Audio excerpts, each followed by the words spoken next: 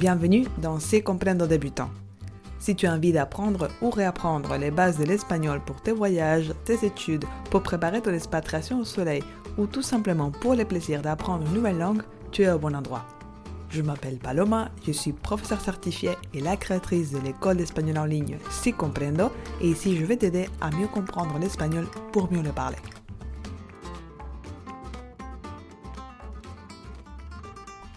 Hola Caracola, ¿qué tal estás?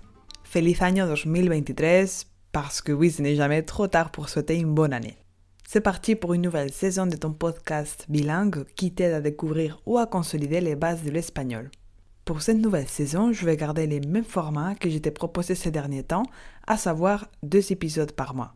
Dans le premier épisode de chaque mois, tu auras une courte histoire pour apprendre l'espagnol en contexte, et dans le deuxième, je te proposerai plutôt de passer à l'action pour activer ton vocabulaire et travailler ta prononciation.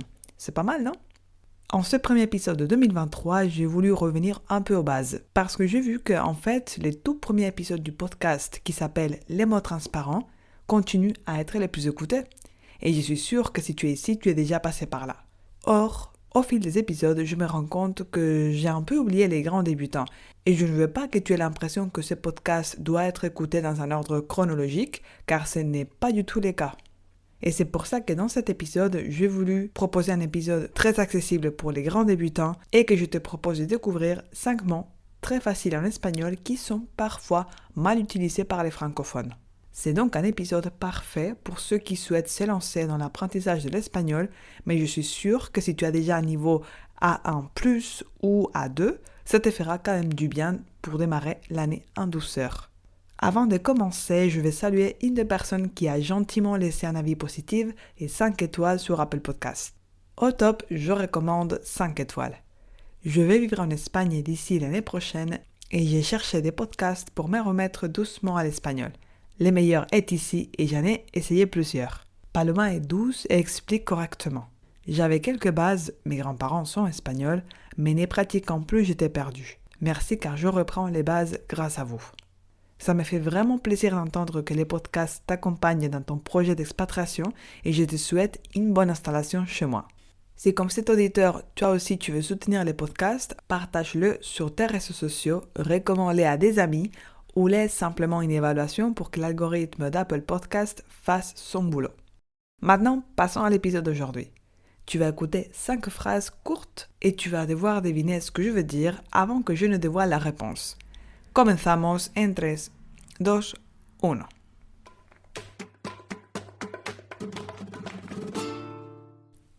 Ya basta, no puedo más. Je suis sûre que tu as compris les mots basta. Stop, ça suffit. Quand on dit ya basta, on a envie de dire que il est temps que ça s'arrête. Ya basta, stop. No puedo más, je n'en peux plus. No puedo más. Attention, on dit basta et pas basta, comme on dit souvent en français. Phrase numéro 2. Mi amigo Pablo es un fotógrafo aficionado. Le mot aficionado a 2 significations. En français, on dit aficionados pour parler des passionnés de la corrida, mais aussi du foot. En espagnol, una persona aficionada ou un aficionado, c'est aussi une personne qui a une passion pour quelque chose. Mais il y a une deuxième signification, et c'est quand on dit que quelqu'un est amateur ou amatrice. Par exemple, quand je dis que mon ami Pablo, c'est un photographe amateur. Es un fotógrafo aficionado. Tu auras remarqué que la force des mots en espagnol est souvent placée sur l'avant-dernière syllabe et pas à la fin, donc répète avec moi, aficionado. Aficionado. On ne dit pas aficionado, mais aficionado. 3e phrase. Tu perro es macho o hembra?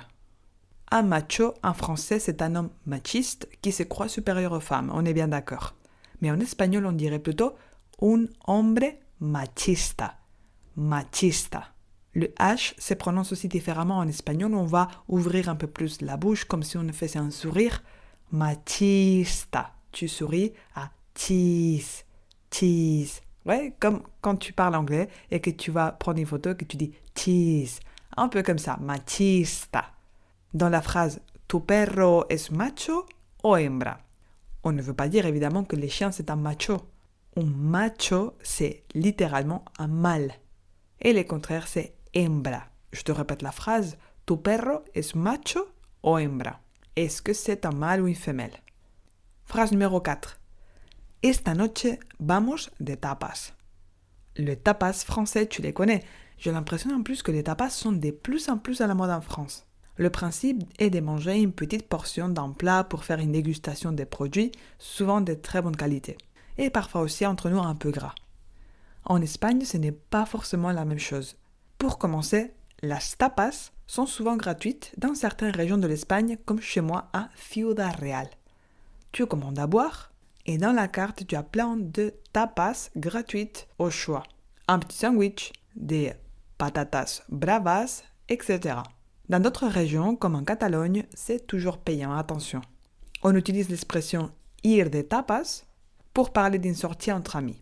Souvent vers 13h ou 20h, juste avant les repas, pour boire un coup entre amis ou entre collègues de travail. Et tu as remarqué, je ne dis pas tapas, mais tapas. Tapas. Encore une fois, la force est placée sur la avant-dernière syllabe. On termine avec les mots suivants. Me encanta tu patio. Un patio, c'est un espace de couvert et clos typique de la culture méditerranéenne. Mais en espagnol, on ne dit pas patio, on dit patio. Le T est aussi un peu moins fort. Patio. Ti, ti, ti. Patio. Compare patio et patio. Patio. Essaie de faire le T un peu moins fort pour améliorer ton accent. J'adore ton patio. Me encanta tu patio. Ya está. J'espère que cet épisode t'a permis de te remettre dans les bains après la pause de Noël et que tu repars maintenant avec des nouvelles connaissances sur l'espagnol.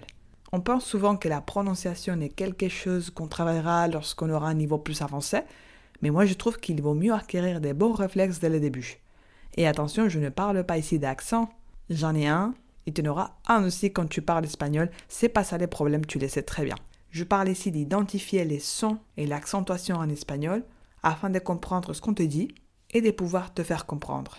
L'astuce est d'imiter le plus possible la prononciation native comme si c'était un jeu, sans te prendre la tête pour le faire parfaitement et cela t'aidera à mieux te faire comprendre, crois-moi. Si tu es abonné à ma newsletter, tu as une bonne nouvelle parce que tu vas recevoir bientôt un exercice supplémentaire avec 5 autres mots faciles en espagnol qu'on n'utilise pas toujours très bien en français.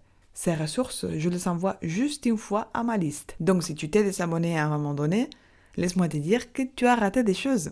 Si par contre tu n'étais jamais abonné, tu peux le faire gratuitement depuis la page d'accueil de mon site internet sicomprendo.net. Va dans la section ressources et tu vas en plus pouvoir télécharger les guides ainsi qu'un entraînement de fluidité pour les niveaux A1 et A2 avec les bases dont tu as besoin pour faire tes premiers pas en espagnol. Tu trouveras le lien dans la description du podcast. Es todo, Caracola. Je te remercie d'avoir écouté cet épisode jusqu'à la fin et je te dis à dans 15 jours pour de nouvelles aventures ensoleillées. Y eso es todo. Si ce podcast est utile pour toi, la meilleure façon de le soutenir, c'est de laisser un avis positif sur Apple Podcast et de le partager avec d'autres passionnés de l'espagnol. Et rappelle-toi, si cette année tu es décidé à parler espagnol, on peut parcourir un bout de chemin ensemble. Pour en savoir plus sur mes programmes, visite sicomprendo.net. Cuídate y hasta pronto.